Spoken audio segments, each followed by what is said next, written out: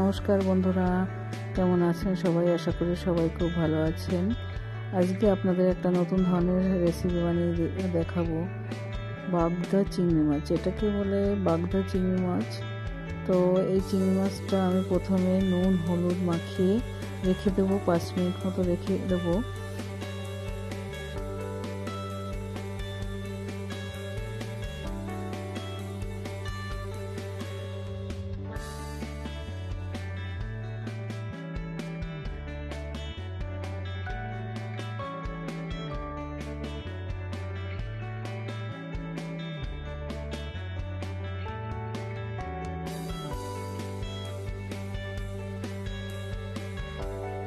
এবার আমি একটা পেস্ট বানিয়ে নেব। আমি দিয়ে দিলাম 2 চামচ পোস্ত, 2 চামচ সাদা সর্ষে, 2 চামচ কালো সর্ষে, আর দিয়ে দেব 4টে কাঁচা লঙ্কা।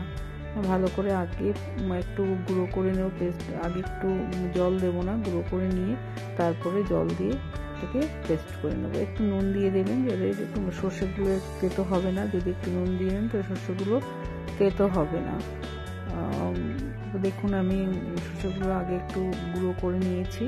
তারপর দিয়ে দেবো 1 কাপ মতো নারকেল কোড়া দিয়ে এটা একটু জল দিয়ে ভালো করে একটা মিহি পেস্ট বানিয়ে নেব।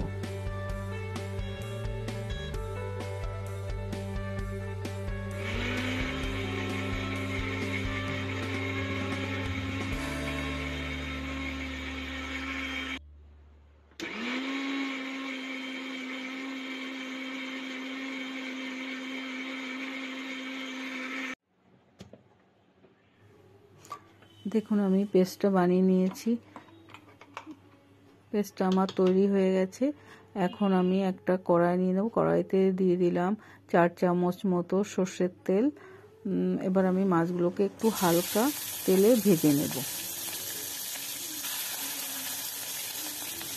মাছগুলো খুব বেশি ভাজবো না, সামান্য একটু ভেজে নেব। খুব বেশি ভাজলে মাছগুলো ভালো লাগবে না খেতে।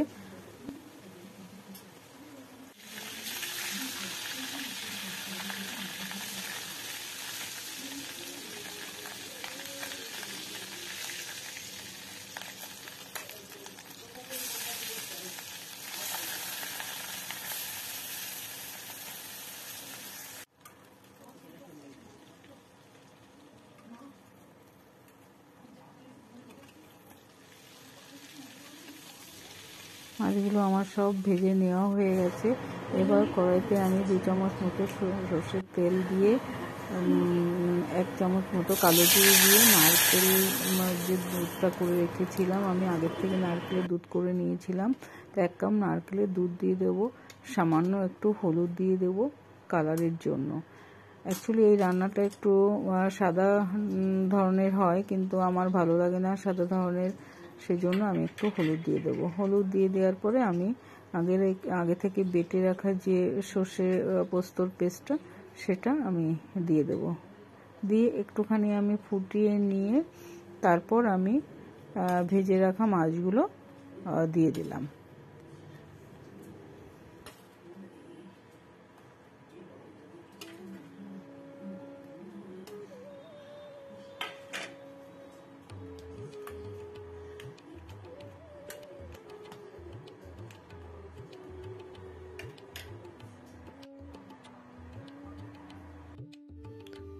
দেখুন আমার চিংড়ি মাছটা রান্না হয়ে গেছে। দেখতে কি সুন্দর হয়েছে। গরম ভাতের সাথে সার্ভ করুন, দারুণ লাগে খেতে।